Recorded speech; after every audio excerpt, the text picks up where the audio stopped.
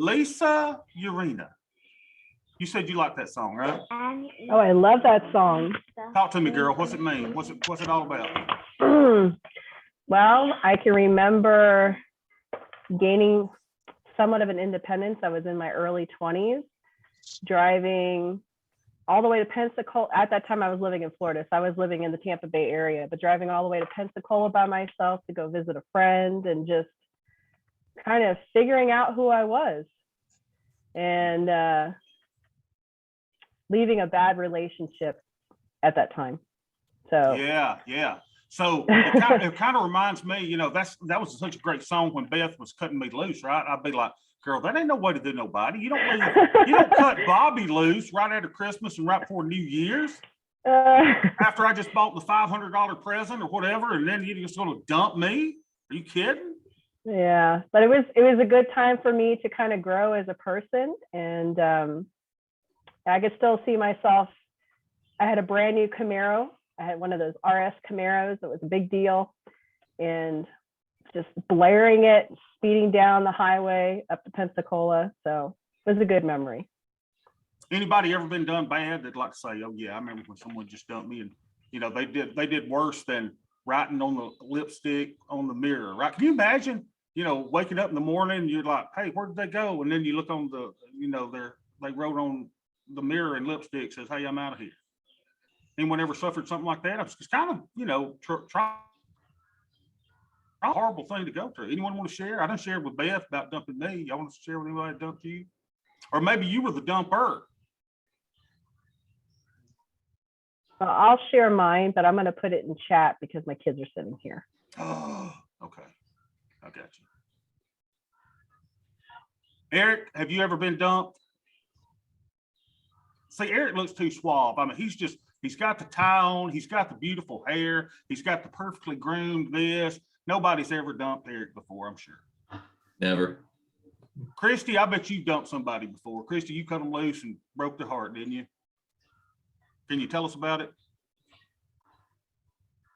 She's not going to tell us about it. Hey, if you can tell, yeah. Okay, sorry, Christy, go ahead. Yeah, I dumped a guy for his neighbor.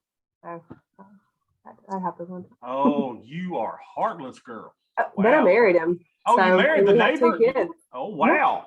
Okay, so it worked out, right?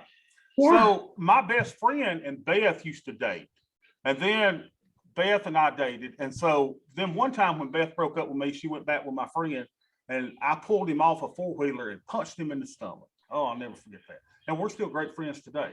So, you know, we go through these life situations, right, that do these things. Hey, get down, baby. Daddy's in class. Okay, sorry about that, Joe. I got kids all over the place. And the reason I got kids all over the place is because Beth probably is payback for dumping me all those years ago. Now has the corona. She's ate up with the Roni, as we say around here. So now my kids are having to shelter in place. I'm having to shelter in place, but because of my superior DNA makeup, I have not contracted the DNA. So we're trying to get back to normal. All right. So let's talk just a little bit before we get started. You've got an assignment this week. Oh, by the way, has anyone looked over the Karen the Super Trader video? I'd like to hear your thoughts on that. Anyone want to offer? I wanted you to do that. Now, I did say that Karen has a run-in with the SEC. Karen had to pay, I think, $1 million fine. I don't think she can no longer manage anyone else's money, but I thought it was a really, really good story. Karen's actually written a book on her journey and the whole 9 yards. Anyone got any thoughts on that if you've already watched it? I got a couple thoughts on it. Hey, Brad. In watching the video, it kind of hit me how they started out. The folks that were interviewing her said, you know, next thing you know, you're 50, and bam, that's the situation that I'm in. And then it talked about how she decided to go and continue her degree and do some graduate work. And I believe it was $22,000. She considered an investment in her future. And it turns out it was the best $22,000. So I can relate to everything up to that point. Where I couldn't relate, but I think I could do, is the fact of how well she did in trading moving forward, and how well she did for herself and others. And I did see that she had some SEC violations, and that's unfortunate. But wow, what a way to take, you know, $10,000, and I believe it was in the video $43 million that she's managing her right now. It's just amazing, absolutely amazing. I think I Yeah. can do it too. So Oh, absolutely, Brad. I think anyone could do it. It's just, you got to have the wherewithal to withstand the drawdowns and the things that come against us. It's a great story though. So she ended up managing over $300 million, and over $100 million of that was actually profits that she generated through the market. So just a great story. Then of course, all good stories get broken down by something that happens. So Karen says she did nothing wrong. Who knows? I don't know, but what she did, imagine how many among us manage $300 million in assets and have generated over $100 million in the market. So it's a pretty interesting story. Anyone else got something to say on Karen, the super trader? Anyone at all? Oh, Brad, email me. You get an extra point, okay? Who else has got something? Catherine, talk to me. Have you said where Catherine go? I'm right here. I honestly haven't watched it. I got Okay. COVID, so it's my first day out of bed. Okay, you and Beth both got COVID. You must have dumped somebody back in the day. Hon, it's coming back to you. No, I'm just Probably. joking. I did. I dumped my first husband. Did you? Okay, you could cut him loose. I got you. Yeah, but All right. So I thought that was interesting. Now, for those of you that did watch the video, and of course, it's not time for you to have done it. Some of you have already written your discussion on it. But the guy that interviewed Karen in that, his name is Tom Sosnoff. Now, if you don't know Tom Sosnoff was one of the founders of the Thinkorswim platform, trading platform that you see me using every day. So I use this every day to trade a lot of my accounts. I use Thinkorswim. It's one of the greatest platforms ever created. He sold this business, I think it was in 2007, to TD Ameritrade for $750 million. That's pretty cool, right? So sold it for $750 million. Then he goes on to start another business, and he started a, hold on, can I yell at my kids real quick? Like, guys, Daddy is in class. I know y'all are here for COVID, but you gotta be quiet, okay? I'm in class, sorry about that, y'all. So the, he started another company called Tasty Trade, which gives, they talk about trading, they talk about options, all this. It's a financial network. And then he started another brokerage, which was called Tastyworks, which is also a great brokerage company. And then he sold that company for $1 billion just last year to, I think it was IG Group. So dude has sold two companies for $1.75 billion. Which is kind of cool. So here's the interesting thing that I think you, hey, one more second, y'all gonna have to go, okay? Take that, that's too loud. Eddie can't hear. Stop it. Turn it off, okay? Y'all gotta be quiet. Sorry about that. Can y'all hear them in the background, by the way? They're not bothering you? Okay, they're just driving me nuts. So guess what? Guess who is going to be talking to our class? It's kind of cool. So hold on, where's it at? I was gonna show you. Our man, Tom Sosnoff, will be talking to our class. And I got to get him a few dates, and he'll be speaking with us pretty doggone soon. Where's it at? Oh, man. Hold on a second. I got it here somewhere. Let me move it.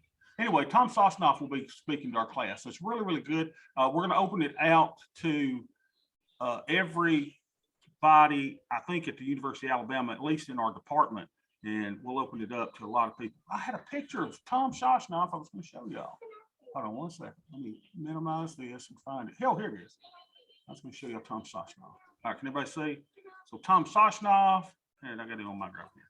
Here he is, the man himself, Tom Sosnoff. So one of these guys is a billionaire, and the other one is your adorable, cuddly little professor, Bobby. So that's Tom Sosnoff. All right, so as Beth calls it. So let's get started today. Let's look at the markets just before we kick on. The E-mini S&P 500, this is the futures. The futures are down 1.28%. It's a very tumultuous time in the markets. We are right now at the opening 15-minute range of the market. So we're at the top there. We're above where it opened at the cash open, right at 9:30. We are above the evaluated average price, which is VWAP, and we're above the overnight low. So just looking at that, the market down a little bit. NASDAQ even taking it a little bit more on the chin. It's down 2%. And, this is a time when people make decisions about what they're going to do in the market. And unfortunately, a lot of people during this time are selling. Now, let me ask you, how many of you who have 401k plans are out there just panicking, going, oh gosh, the market's down. I need to get out. I need to, go to cash. I need to wait this thing out. That's the way a majority of people, well, I say majority, that's what a lot of people think. So when they start hearing that the Dow Jones Industrial Average, which is what you hear on the news, which really doesn't count for anything because it's only 30 stocks, and they hear that it's down 1,000 points in a day, well, everybody gets, freaked out. So what we do as asset accumulators, when markets go down, we find buying opportunities. And it's really the only area where we don't celebrate sales. Americans love sales. We love it when assets go on sale, except in the markets, and then we panic. So rather than buying more and accumulating assets, people start to sell those assets at the worst possible time, which is when it's at a major correction to the downside. All right, so let's just look for something that we're going to do today, and we're going to talk about options. Who knows what an option is?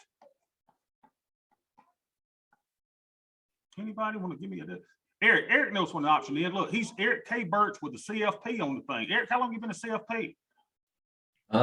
Just a year and a half or so. Okay, awesome. So Eric, tell us what an option is. Derivatives, buy calls, sell puts, do the reverse, all kinds of naked straddles, whatever you want to do, fun Okay. things. Yeah, you can do a lot of different things, right? So options are actually derivatives that gives us lots of options. So they give us lots of options, and you're not going to believe some of the things that you and I are going to create with options. So there's two types of options. What are those, Eric? Eric knows what these are for an extra point. Calls and puts. Calls and puts. So you got calls and puts. Now, if any of you follow on Reddit, the Wall Street Bets group, anybody in Wall Street Bets, by the way? You know who I'm talking about? I am. The diamond hands. Okay, Zach's in there. Okay. Yep. Yeah. So I'm in there too, right? So I'm a Wall Street bettor. I'm in there with all these crazy people that do the YOLOs and the FOMOs and all this great stuff, right? So those people, most of the time, are buying options. A lot of times they're buying calls and they're buying puts. Okay, that's what these people do. And these are called YOLO trades. What does YOLO mean? Oh, Eric, make sure you send me an email for your extra points. What does YOLO mean? You only live once. Live one. You only live once. And ain't it the truth? You only live once. So they're like, they may have $30,000 and they'll put it all on black, or they'll put it all on red, on kind of like a roulette wheel, and they'll buy these and they call it loss porn. You see all this great little things that they talk about in here. And all these people are doing is gambling. Ladies and gentlemen, what we do is not gambling. We're strategists. I couldn't say it. We're strategists. We develop strategies. We don't gamble. We don't YOLO, and we don't experience FOMO. What's FOMO? Fear of missing out. Fear of missing out. Zach, make sure you get you an extra point. Send me an email. So Zach gets an extra point. Fear of missing out. So how many of you says, oh man, if I had only bought Bitcoin 10 years ago, I would be the stuff. I'd be retired. And so you get FOMO. And YOLO and FOMO makes us do crazy stuff, y'all. So now you think, oh man, I've got to get in Bitcoin now, right? Or I've got to get in this now, because if I don't, I'm going to miss out on the next 10 years. You got to erase that. You don't want to ever have FOMO, and you don't want to ever do a YOLO with your account. In other words, I'm risking it all. It's either going to win or it's going to lose. There is no in between. So we don't do any of this stuff. This is not who we are. You are strategic in your investments. Nobody here will ever YOLO or FOMO. I don't ever hear about it. I want you guys to be strategic. Now, as we're being strategic, I told you that there's a couple things that really is not worth the dirt that is the paper that it's written on, and that is technical analysis. Technical analysis, if I could spell. There is, so technical analysis, most of it is garbage. And it's okay for you to disagree with me. There are some of you in here that are probably technicians. That's fine. I got no problem. I'm just saying for the majority of people, it's garbage. I'm also telling you that fundamental analysis is garbage. Garbage. Douglas, you're laughing at me saying that this is garbage. Do you agree, disagree? It's okay to disagree, by the way. Douglas, talk to me. No, I typically agree. For the typical investor, it's a waste of time. Waste You of just time. you just make me laugh. I need to put you on mute. Sorry, Oh, no, Dr. no, Gates. that's fine. Yeah, but yeah, it's just trash, right? And so I could say that technical analysis is the best thing ever. And I would send you into purgatory for the next 20 years as you try to find the ultimate technical indicator that would make you money. And it will really drive you crazy. And how do I know? Because I've got on that little hamster wheel. Right? I've been on the hamster wheel of trying to look for the ultimate technical indicator that will tell me, oh, if it lines up, 3 red dots, I'm going to make money if I buy, or if it does 3 green dots. And that's just garbage. It doesn't work. Fundamental analysis doesn't work either unless you're looking at an individual stock. And I told you guys, and it's okay to disagree with me. It's okay. I told you that for the vast majority of you, it is insane for you to be trading and investing in individual stocks. Stop it. Why? Because you have single company risk. You have the single risk if that company goes out of bankruptcy. You have CEO risk. If Elon Musk were to get hit by a bus today, what happens to Tesla? What happens to Apple if Steve Jobs gets cancer, which he did? And since Steve Jobs has died, what has been Apple's innovation? They change the color of the damn iPhone every year. That's what the innovation has been. They make a better camera. Whoopie flipping do, right? That's what they're doing. So innovation, in a lot of ways, it could possibly die with that single company. So don't let that happen. That's why I say, don't worry about finding the needle in the haystack. Buy the haystack. And who was it that said that? Was it Jack Bogle, I think, that said that? I have no original ideas. I copy from everybody. So no need to find the needle when you can just buy the haystack. But then I came out and I said to you that, wait a minute, there is something called quantitative analysis. I don't know how to spell it. Quantitative analysis that I give a little bit of credence to. And I say, okay, we can go with quantitative analysis. With quantitative analysis, you can do all kinds of stuff, right? We use statistics and probabilities to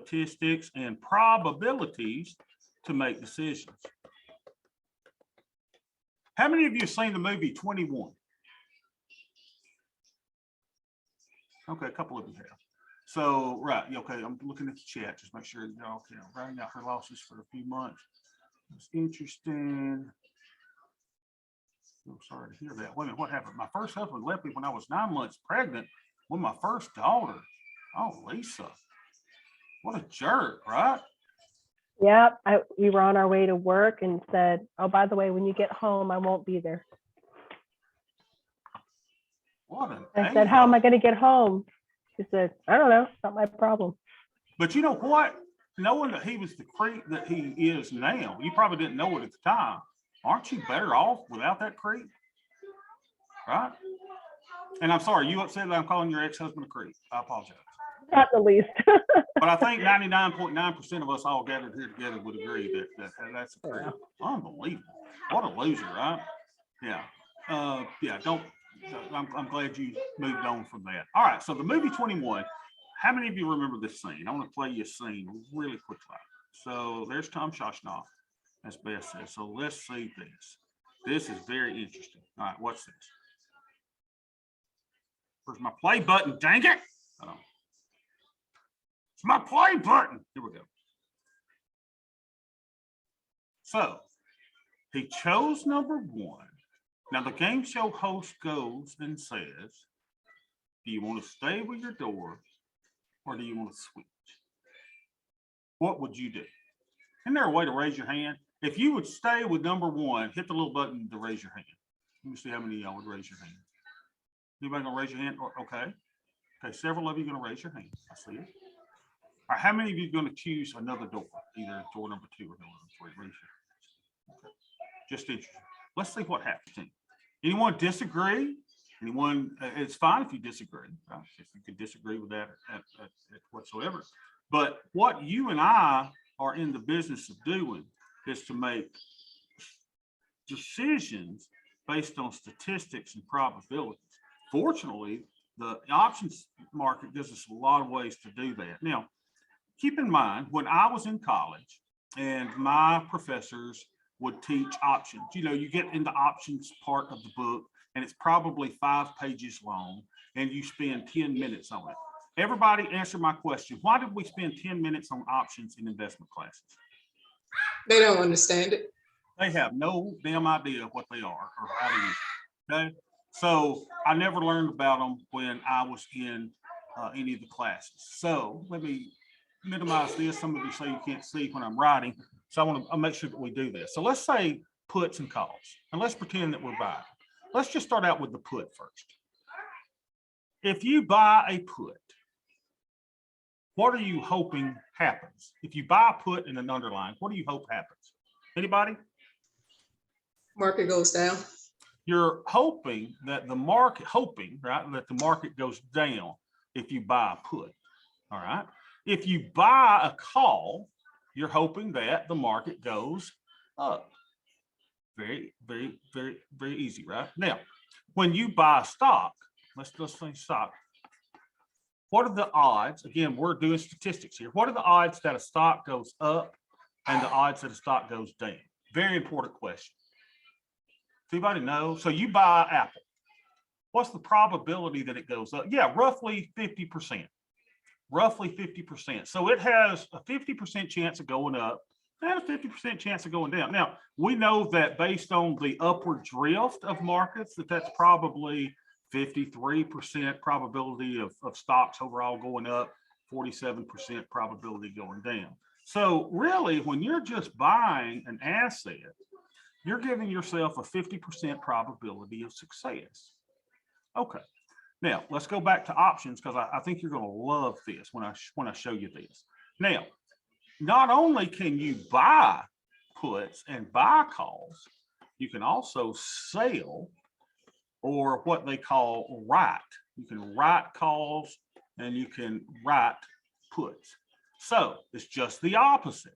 If you're selling a put, you're hoping that the asset goes up. If you are selling a call, you're hoping that the asset goes down. Now, let's go back to what a put is, okay? So a put, if you buy a put, gives you the option, but not the obligation, right? It gives you an option, but not the obligation to sell the underlying asset at your strike price, at the strike price. And we'll learn what strike prices are. You'll kind of get it as we go through an illustration. So if you're buying a call, it gives you the option, but not the obligation to buy the asset at the strike price, okay? At the strike price that you buy the option. So it gives you so you're hoping that the price goes up. So let me give you an example. Let's say that there's an asset that is currently valued at $100. The stock is valued at $100. And you buy a call, at a strike price of $105. So you bought this call. So you're wanting the price of this to go beyond 105 so that if it goes to 110,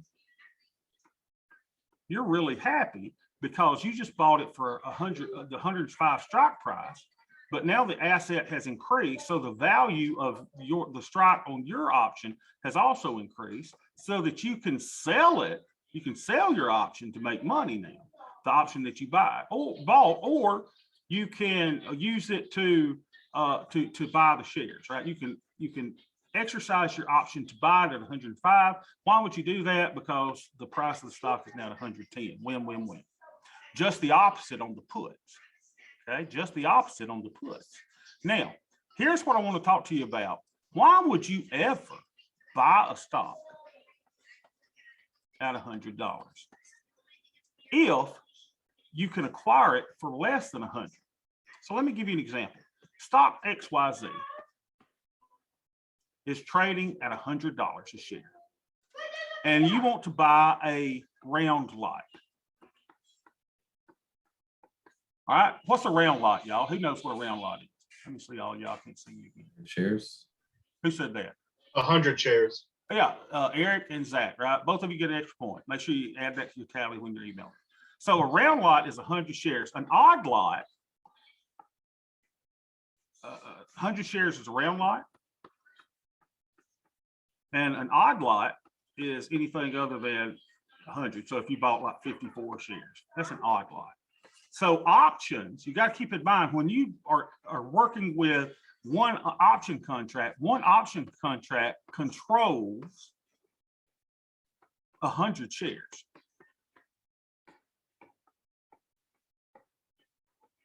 Now, I'm going to show you one of the greatest secrets not known to many of the American public.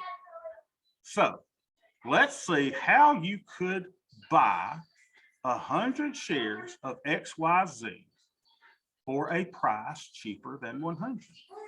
So here's what you do. You go out and you say, what's this? I'm clever. So I'm going to sell one put on XYZ. And let's say that you do it at a strike price of 95. Okay. And I'm just making up numbers here. Sell one put, and let's say for selling that one put down here at 95, you bring in, and we're just keeping everything real simple, you bring in $100. Okay, so you bring in $100 of income. So you have sold a put, you've sold an option on a stock that you don't even own at a strike price of $95. Now, let's say that you've done this option, and options always expire. So let's say that this option has 50 days to expiration. You'll see me say this a lot, DTE, days to expiration. So it's got 50 days. If the price of XYZ is below 95 at expiration in 50 days, guess what happens? Eric, tell everybody what happens.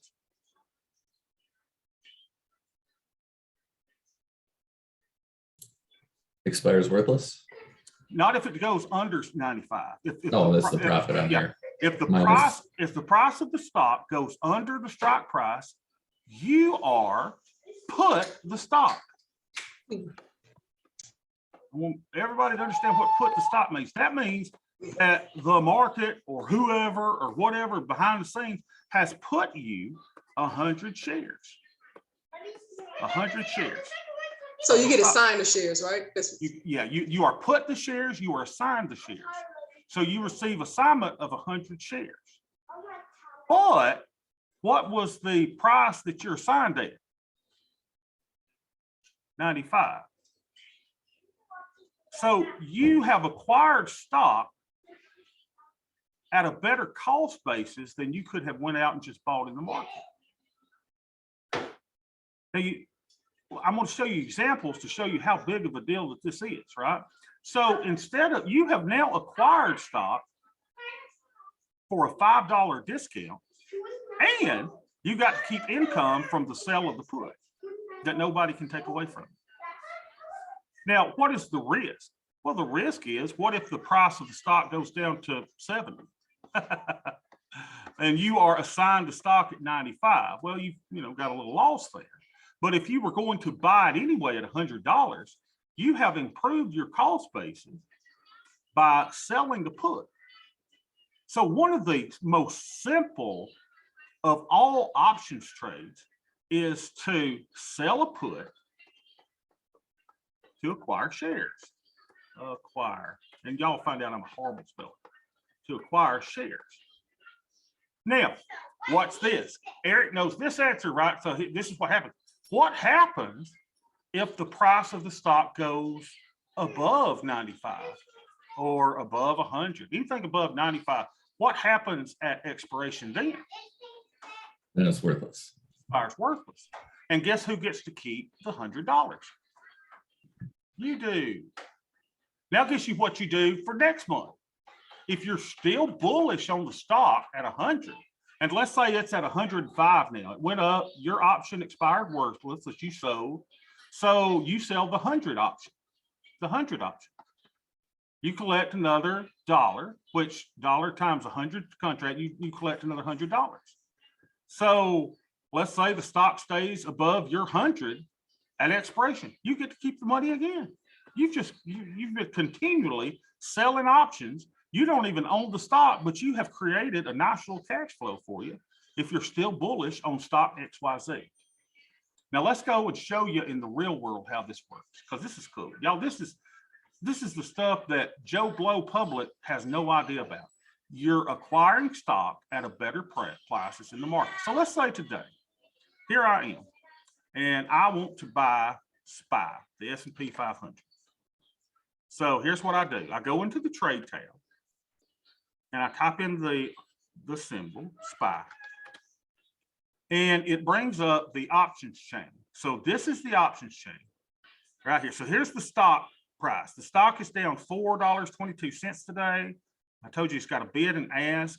It's got a lot of volume. And let's say that this is the options that expire in 1 day. Here's some that expire in 3 days, 6 days, 8 days. So you could sell them anywhere in here. But let's say that you want to give yourself some time. So you're going to go out in time, about a month and a half. Maybe you go to 38 days, or let's go to 52 days out. 52 days out, and you're going to buy SPY. You believe what Warren Buffett said. You believe that, man, the S&P 500 is where I need to be long term. So you go out here and you see all of these strike prices. The current price is $4.35. Now, let me make sure that you understand what we've got here. On the right side, we have puts. These are puts down here. Okay, there's the bid and ask on the puts. And then we have calls over on this side. These are the calls. Okay, this is the expiration, the DTE. This is the strike. So you've got different strike prices, right? So you could sell one at 345, you could sell one at 350, 351. Those are the strike price. You've got the bid and the ask. You've got the delta that I'm about to talk to you about. A lot of people call delta as an approximation of probability of being in the money. So if you ever hear me say, sell a 30 delta option, that means to sell an option that has a 30% probability of being in the money at expiration. What does in the money mean? Okay, if current price of SPY is $4.35 and you sell a put at $3.47, there is an 8.8% probability that the price of SPY, which is currently at $4.36, will be equal to or less than $3.47. We use statistics and quantitative analysis to make our decisions. Now check this out. How cool is it that all of a sudden you can go, wait a minute, Bobby, you're saying that if I sell a $347 put, that I've got a 92 point whatever percent probability of success on this trade? Theoretically, yes. I like those odds. Now, keep in mind, for those of you who are roulette players, right? It's either going to be red, black, or green. It's about 50-50, but they throw you off by putting that green in there. Now, I'm telling you that there's a way for you to put on a trade that has a 92% probability of profit. There it is. Now, let's actually show you more. So here's what your assignment says. Pick a stock or an ETF, like SPY, that is liquid. What is liquid? Well, I want to make sure that this is trading several $1 million you know, a couple million shares. This is almost 100 million shares today of SPY have traded. And I want you to find something that has a tight bid-ask spread. See these options? They're pennies wide. 211, 212, 211, 212, 223, 225. They're a penny to 2 pennies wide. And if I tell you to sell a 30 delta, what is a 30 delta? Well, that's a delta of 0.30, or it probability of being in the money is what I'd rather you look at. A probability of being in the money of 30%. Here it is. That's a 30 delta put. 30 delta put. Actually, it's 26 delta, but it's a 30% probability of being in the money. Delta is an equivalent rule of thumb, little approximation of what probability of being in the money is. Which one do I use? If I said 30 delta, you could go here. That's 30 delta, 0.30. Or I prefer that you use probability of being in the money. So this tells me that if I sell an option at the 408 strike price with 52 days to expiration, as long as the price of SPY is above 408, and keep in mind there is a 70% probability that that will happen using the Black-Scholes options model of pricing, I have a 70% probability of success on this trade. Is that not the coolest thing? Now, how much money do I get for selling this option? First of all, if I'm selling a put, do I sell on the bid or do I sell on the ask? Anyone know? Do I sell on the bid or the ask? Wouldn't it be Sell on the bid. whatever gets you less money, right? Right, because if you're selling something, you sell for the lesser part, right? If you're buying something, they're going to screw you by the big ass spread. So it's always to your detriment, whichever one you do, right? The spread is there to screw you for a penny or two. So I collect on the 30 probability of being in the money, I collect $8.23 per option. Well, how should I say it? Per share. In other words, multiply this by 100, right? So this says if I'm selling one, I collect $8.21. So how much is that money-wise? That is a credit of $819 minus the 55 cents, which is my amount that I am paying in the commission for the option. So I get $819 minus 55 cents commission. I bring in a credit for $818.45. Sorry, quick question, Bobby. Yeah. But you're selling it, right? And you don't own it. Is that where this max loss comes into play? Yeah. So your max loss is, this is why a lot of people wouldn't do it, right? Well, your max loss is $39,981. So that flips people the crap out, right? So everybody says, hell, I can't do that. I can't lose 39,000. How much would you lose if you bought SPY at 436 today, 100 shares, and it went down to 0? How many? How much would you lose? Well, you'd lose 436 times 100. You'd lose 43,000. So here, your max loss is 39,981. If the price of SPY goes to 0, but if you're bullish on SPY and you're wanting to buy SPY, you could do it at a much better price. So you're not going to get assigned unless the price of SPY goes from 435 below 408 within 52 days. Your break-even price is 399.88. Break-even price is 399.88. Why is it 399.88? Well, the break-even is this plus what? The credit received equals the 40, whatever it is that we're selling, 408. Everybody see that? That's your break even because you're getting $8.12 in credit.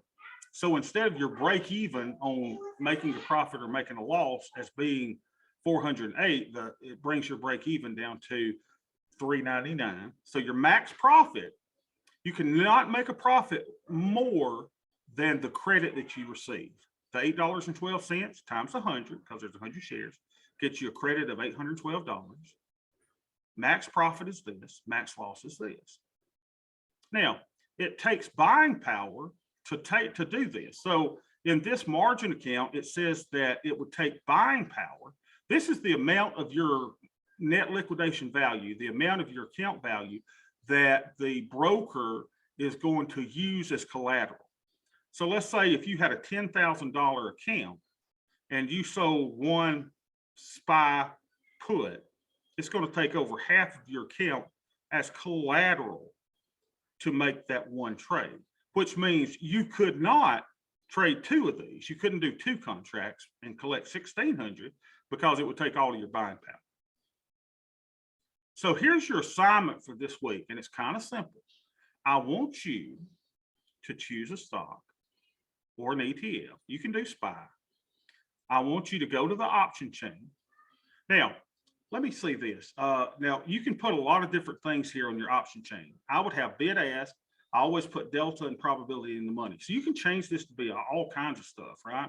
You can change it. You don't see it on my thing, but you can change it to volume, open interest, bid size, last size, all kind of things. But I do the probability of being in the money. And that's one of the choices that you can do. And I think I can share my entire grid here. Hold on a second. Let me see if I can do this. Which one of these buttons do that? Think logs. Give me 1 second. Dr. Gaines, how do we get money into our account, the paper money? Okay, so the paper money, you know, you're not going to have actual live money in the account, right? So when you open it up, it should probably say $100,000 or so is in the account. I think that's by default. I need to look at it and make sure, or we need to figure out how we can work on getting it changed so you can get $100,000 in your account. But that's all I'm wanting you to do is to sell one put. So it's paper, it's play.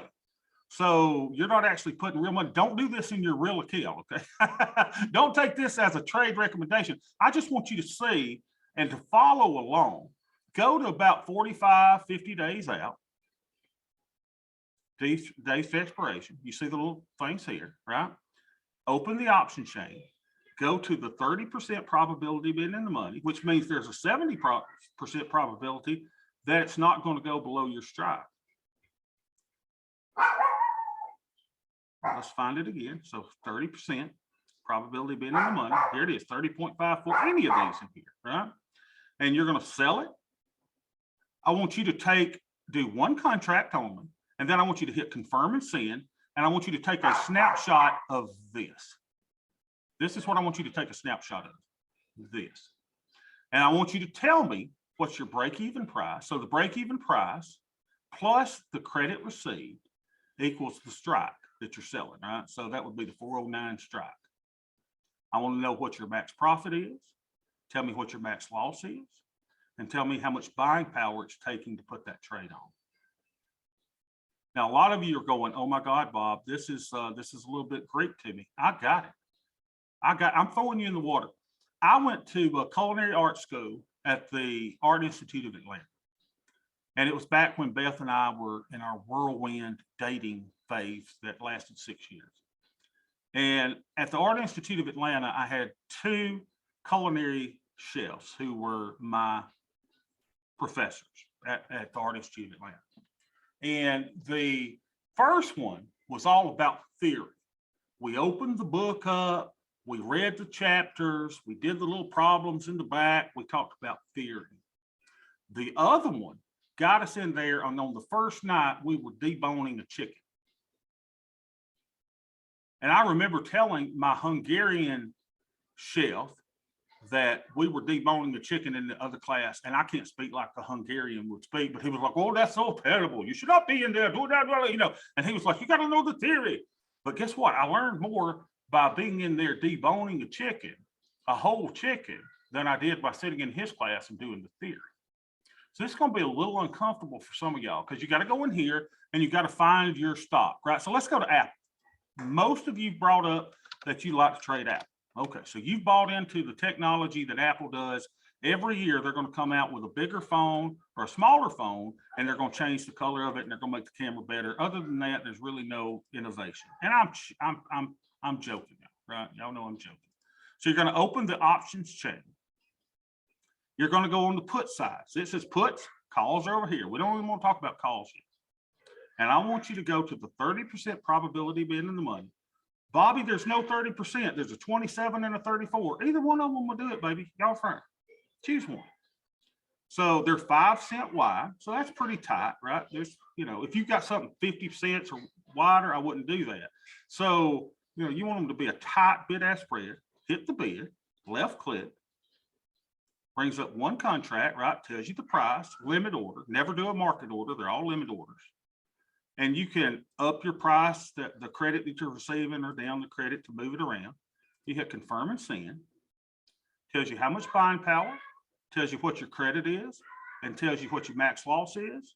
Why is the max loss lower here? Well, because Apple's only at 145.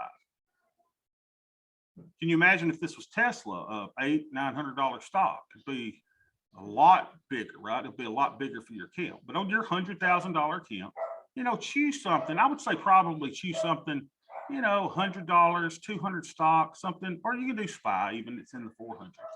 But I wouldn't do a big Tesla or something, because your max loss is going to be too much risk for you. And what we're trying to do, okay, good. The toss default is $100,000. You got $100,000 play money. So find you something that you like and put the order in. Now, what if your order doesn't get filled? Well, then you need to go to your monitor. You can right click on your order and cancel and replace. And we'll show you that once we have a live order in. You cancel and replace it. And you could say, okay, if I didn't get filled the first time, that means I've got to decrease my credit a little bit. So if you're getting a credit, you got to say, if I didn't get filled, then I got to move down to 340. That's the natural. This is the natural price in the mid. We try to get filled on the mid. Sometimes the mid and the nat's the same. Natural is where you're definitely, probably, without exception, going to get filled. So you put it at 345. That tells you, well, Bob, your price is outside the natural and the mid price. So you got to collect a smaller credit. Can't insert a screenshot. SPY, February 18 put, 660 credit, buying power. That's how come you can't insert a screenshot?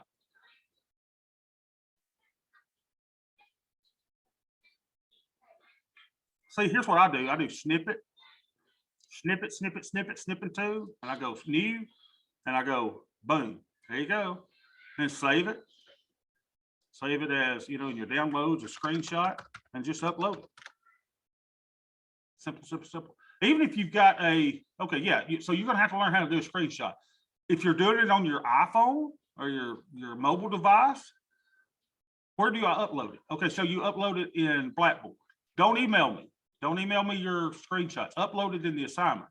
So let me show you if I can open Blackboard. Oh, my kids have my phone. I probably won't be able to get there. Let's see if I can do it. Let's see, Blackboard, my Bama. JoJo, do you have Daddy's? Let me see if I can get it here. Here, let me show you. I probably can't log in with them now, but you'll see a plus sign. On your assignment, when you're writing your assignment, you'll see a plus sign. Looks like this. Y'all know what a plus sign looks like. Looks like this. Oh my gosh, that's a big old plus sign. And it's in a circle. Hit your plus sign and then add a file or an attachment, and that's how you do it. It's real, real simple. Okay. Real simple to open. So that's kind of a cool little way. Now let's figure out, and before I let you go, let's talk about why we did this. You're bullish. In other words, you're expecting the price of an asset to go up, and you want to buy 100 shares. Why buy 100 shares when you can turn it into a little money-making gig to where you say, hey, I've got a 73% probability of that the price of Apple, which is 160, will not be below 145 at expiration. And if it is, I'm going to be assigned the shares at 145. Okay, so that costs you $14,500 to buy 100 shares of Apple. Well, isn't that better than paying than paying, 161 times, 16,000? Everybody see how cool that is? Now, So yeah. Or are quick you actually question, Bobby, getting, if I could. Okay, Brad, Oh, go somebody first. Go Brad first. Go Brad. Okay, quick question I was just gonna ask. So Yeah. basically, if it's drops below that 145, we now have acquired 100 shares of Apple, but we got them on sale compared to what they were today at $161 right now, correct? In general, yes. Right. Thank- Now, do y'all see how that is awesome? I mean, is that mind blowing to anybody? Or is it just me? Or y'all all do this? I mean, it's got to blow your mind. So now you're thinking, why would any idiot buy 100 shares of any stock when you can just sell a put? And if the stock doesn't go below my strike price, I just kept $812. I don't know about y'all, but $800 in 50 something days, that's not bad. If you wanted to buy the stock. Now, here's the cool thing. Say you don't want to take assignment of the stock. You just want to sell puts. You can close it beforehand. You can close it at a profit. You can close it at a loss. You can close it and roll it out in time, roll it out another 7, 14 days. There's all kind of stuff that I'm going to show you that you can do with options. This is just the most simple and basic way to say, if I want to own stock, how can I do it to improve my cost basis? So your cost basis today, if you bought Apple, 100 shares would be 161 or 160.98. That'd be your cost basis. You can decrease your cost basis to 145 by selling a put. And you're really decreasing the cost basis beyond that. Why? Because you're collecting $335. So your break even, instead of the strike that you're selling of 144, 145, whatever it is, your break even price is 141.65. Unbelievable. Now you've got a powerful tool that you would have never learned about in a typical investment class because nobody knows how to do this. Now, some of you knew how to do this. Undoubtedly, some of you knew how to do this. But I'm trying to tell you, there's better way than buying stock. So most of the time, you would never buy shares. If there's something you're interested in, you sell a put. And then I'll leave you with this. I know some of you got to go after an hour, right? But I'll leave you with this. So what if you get assigned your shares and now you own Apple at 140? Okay. So you own Apple at 140 or 145. Guess what you now do? Guess what you now do? You turn this into a rental unit instead of hunting land. buy a put?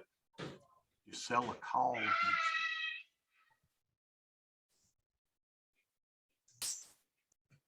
So all of a sudden you own the 145, right? You own Apple at 145. So you go out 52 days and you say, I'm going to sell an out of the money call above my current strike. So I'm going to sell this. I'm going to sell the 155 strike. How much money do you get for one contract? $1,230, people. What happens if the price of Apple goes above your strike at expiration? Your 100 shares of Apple get called away. Boom, they take them from you. But guess who gets to keep the $1,230? You do.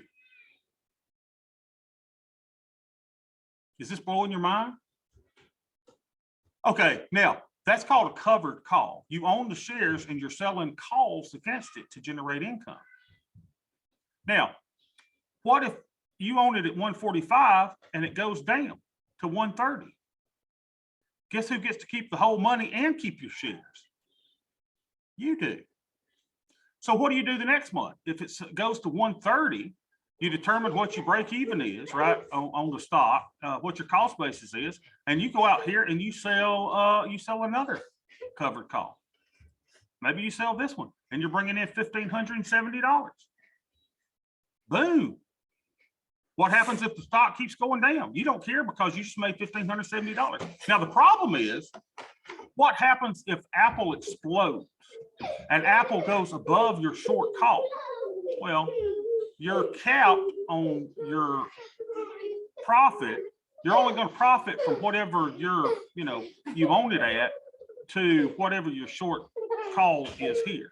So if it goes, you sold one at 150, if Apple goes above 150, then you're going to miss out on that profit up here. So you're limiting your profit, but you're guaranteeing yourself an income on the shares. Now, guys, I know that we're handing a lot to you, but then guess what you do? Hey, Brad, you'll like this. So you sold a put, you got to sign or put shares. You got 100 shares. After you own the shares, what do? You sell a call against them. What happens if your calls are called away? You keep your $1,200, and let's say that you're still bullish and still want to own Apple. What do? Sell Do another sell, another put. or I do another. Yeah, you sell another put. Now, ladies and gentlemen, you know how to acquire stock at a better cost basis. If you buy it today, your cost basis is 160, 108. If you sell a put, 30 delta, right? You've now acquired stock, you've kept $450, and your cost basis is 150 less whatever your premium is, that you've collected. And then you just turn this little thing into a rental unit. Now, I'm going to give you something to search for that they call this, okay? This is what this is called. If you're going to Reddit and you're going to read about theta gain, you guys have heard of Wall Street bets, so you probably might want to join Reddit, the theta gain people. This is something that they call the wheel. Everybody see why it's the wheel? Some people call it the wheel of fortune. You sell a put to acquire shares. Once you acquire the shares, you sell a call. If your call is breached and at expiration it is above your call price, you will lose those shares and you'll sell another put. And you just rinse and repeat and rinse and repeat. And you've turned shares, which is like owning hunting land that you don't make any money on, into something that you're renting out to people. And that's all you're doing. You're making this into a little cash machine. Now, I'm teaching you this, and I'm not saying that this is the greatest strategy known to mankind, or you always ought to do this, but if you're seriously considering buying 100 shares of anything, why would you not do this? You're decreasing your cost basis. That's what you want. You want to get your cost basis to zero. And theoretically, you could do that. Some people have claimed to do that they started this in an underlying, maybe $50, $40, and they'll sell a put, and then they'll get shares, and then they'll sell a call. And they continually keep up with their cost basis, and eventually their cost basis goes down to, almost nothing. Yeah, but then they're taxable as ordinary income though, all the money they make from it. So, well, what accounts are we doing things in? I mean, Well, yeah, okay. right. If it's non-qualified, right? Yeah. So it depends on what, but yeah, there are tax implications and all of this. So that's why I like futures. That's why I trade mostly futures, and we'll get into futures. I don't want to get too much on you all together. I don't want you to be weighted down. Remember when we said when we started this class, we want to have fun, right? We want to enjoy this, we want to make learning. I'm not putting too much on your plate to try to kill y'all. I just want to give you enough so we can build on this week to week. So now you know that there's a better way, and we'll talk about the tax implications. We'll talk about why I prefer selling options on futures, because there are tax benefits to doing that if you're in a non-tax advantaged account. We'll show you all that. I just don't want to give you too much at one time. I just want you to this week to figure out how to sell a put in some underlyings and make sure it's liquid. The bid-ask spreads are tight. It's got millions of shares traded every day. You want something that's liquid. Remember, the worst thing you can do is to get into some stock that you can't get out of, because that's a bad feeling. You are trapped. I don't want y'all to be trapped. Okay? Any questions on the assignment this week?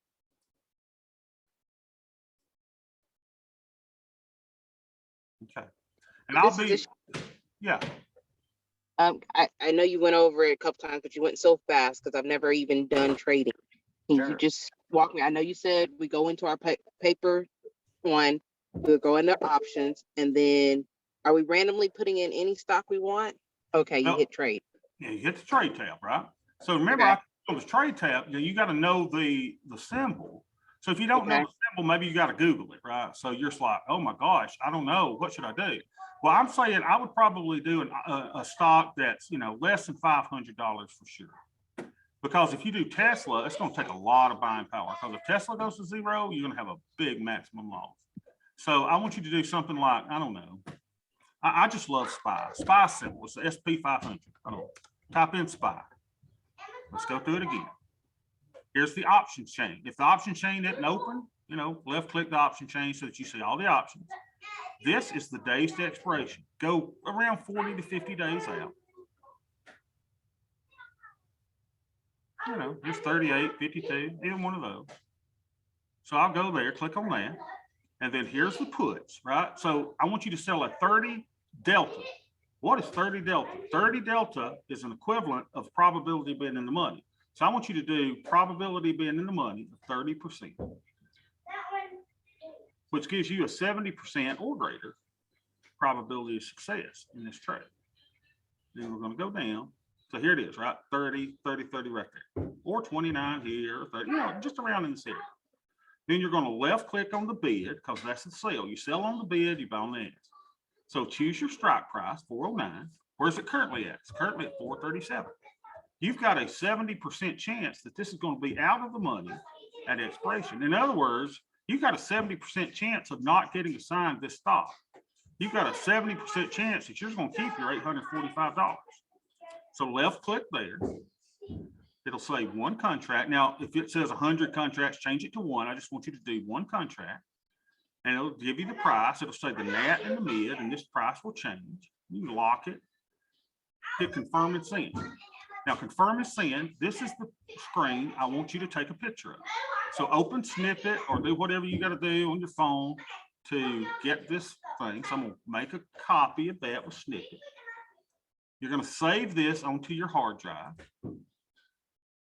So just save it in downloads.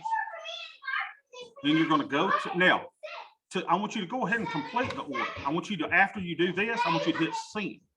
So that actually routes the order and hopefully you're filled. If you're not filled, you're going to have to go to the monitor tab and you're going to have to go to monitor tab and you're going to have to go to working orders and you'll right click on the order and you'll hit right click and you'll hit cancel replace.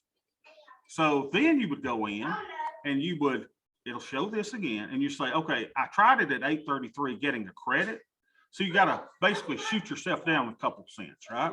Work it down. So instead of you getting $834, maybe you're going to get $831. So it says the NAT is where you should get filled. This is the natural price. So I should get filled at 834. See, this is a live account. I don't want to put this trade into my live account here. But you're going to hit confirm and send. And then you're going to hit send again. But take a picture of this. Now, what would be good is if you guys can, within the Blackboard, maybe we'll create a discussion for anyone that's having problems so that those of you who are able to do this can also help those that are having some trouble doing this as well, right? Instead of everybody emailing me, maybe we'll create some type of discussion group where we'll say, look, I've got some questions. How do I do this? So that we can all kind of help each other to do it. And I realize that what you're saying is, hey, you're coming from a place you've never traded anything. I got it. So that's why I'm trying to make this as basic as I possibly can. But I think it's good that y'all are getting in here and selling a put now. And this is kind of cool, right? If you're going to invest in the S&P 500 and you're going to buy shares, what a better way to do it and get $836 that nobody and their mama can take away from it. And you're going to have a better cost basis in the the stock. Cost basis is a tax word that we use, right? So what's your basis? It's 410. Okay, so if you sell it for 407, something that you bought for 410, then you have a $3 loss. Okay, if you own stock at 410 and you sell it at 415, then you have a $5 per share gain. So what we're always trying to do is to reduce our cost basis. That's what we want to do. Reduce cost basis. That's what this does. Any questions before we go? Are y'all excited?